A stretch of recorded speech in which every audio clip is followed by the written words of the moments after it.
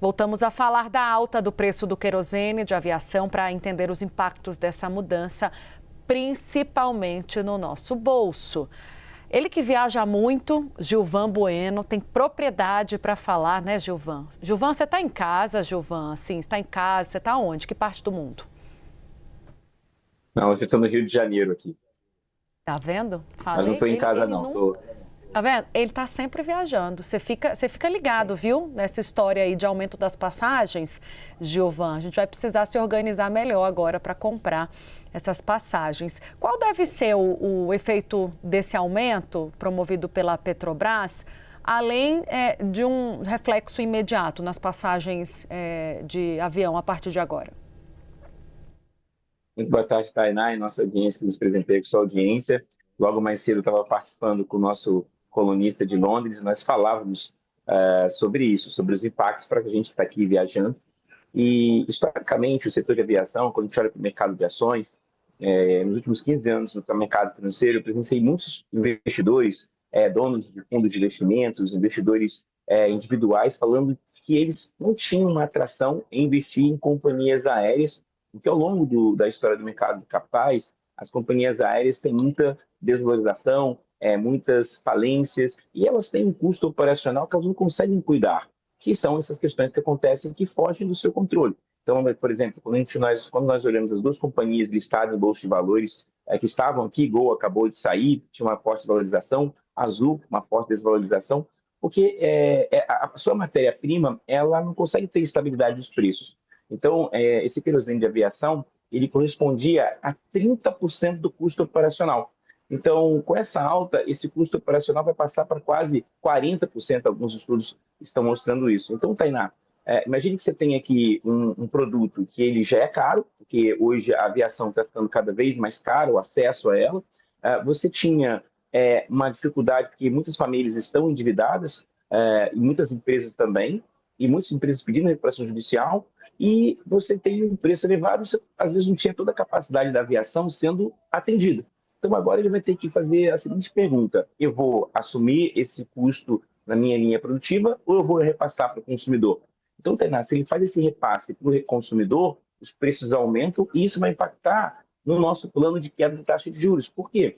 Porque o preço da aviação ela tem uma composição interessante dentro do IPCA. Na última reunião, na última apresentação, ela representou algo entre 0,10 e 0,20. Então, isso prejudica a ideia de descer taxa de juros. Então, as companhias elas estão com um grande desafio. Assumir o custo e aumentar o seu endividamento, que já é muito representativo, ou repassar para o consumidor e sofrer um pouco com isso. Para quando essa alta, hein, Gilvan, a gente pode esperar? Porque agora já tem a previsão, né, do aumento da querosene, já nesse mês, em abril. Quando é que a gente começa, de fato, a sentir os efeitos disso no bolso? Olha, tive uma conversa mais cedo com 2 ou 3 representantes. Eu estou aqui na Marina da Glória, próximo ao aeroporto. Eu vim para cá para a gente conversar, que é um lugar que eu gosto bastante.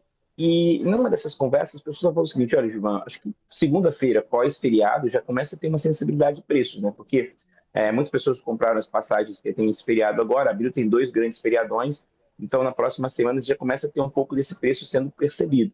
Eu já até pedi para alguns amigos que têm aqueles programas de milhagem que eu participo, para entender se já tendo esse custo, mas na próxima semana alguma pressão nos preços já começa a ser apresentada, Tainá. Infelizmente, isso vai prejudicar esse ano, como eu escrevi um artigo no nosso blog, falando que os feriadões iriam dominar o Brasil nesse segundo semestre, que tem Copa do Mundo, eleições, e agora esse custo adicional, isso pode, por exemplo, prejudicar algumas capitais, como o Rio de Janeiro mesmo.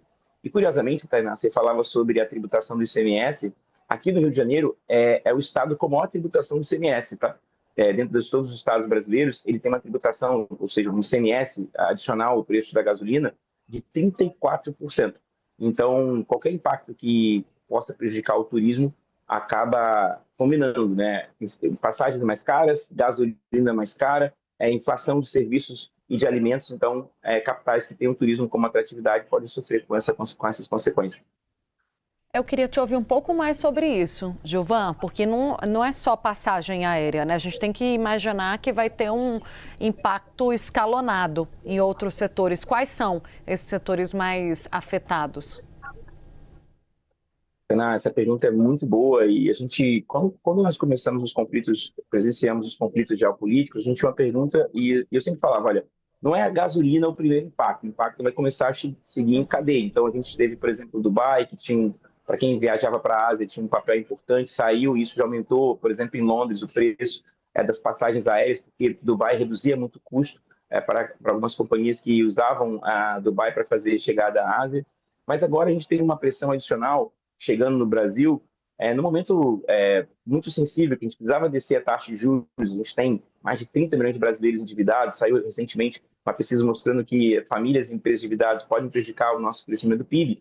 E agora a gente tem um componente interessante que é o seguinte, o Brasil, 70% do PIB do Brasil é serviços, 25%, de 20% a 25% é o agro e 5% é a indústria. Então, quando você tem um país que é muito dependente de serviços, e dentro desses serviços você tem alimentos e transportes, por exemplo, as viagens, você tem as capitais que vivem do turismo sendo muito prejudicados. Então, os reflexos disso aqui vão começar inicialmente no turismo, as capitais de turismo, a transmissão, ou seja, a distribuição de alimentos, porque o diesel está presente em mais de 60% da locomoção das commodities, o Brasil é um grande distribuidor de commodities, e esse acaba sendo um preço, Tainá, pela a dificuldade de a gente ter, por exemplo, uma malha ferroviária para escoar a produção, olhar a malha, por exemplo, a hidrovia, combinado com a malha ferroviária para escoar a produção, e o Brasil escolheu escoar sua produção por rodovias. E isso tem um custo no diesel, que também vai começar a chegar e isso vai ser repassado ao preço de alimentos.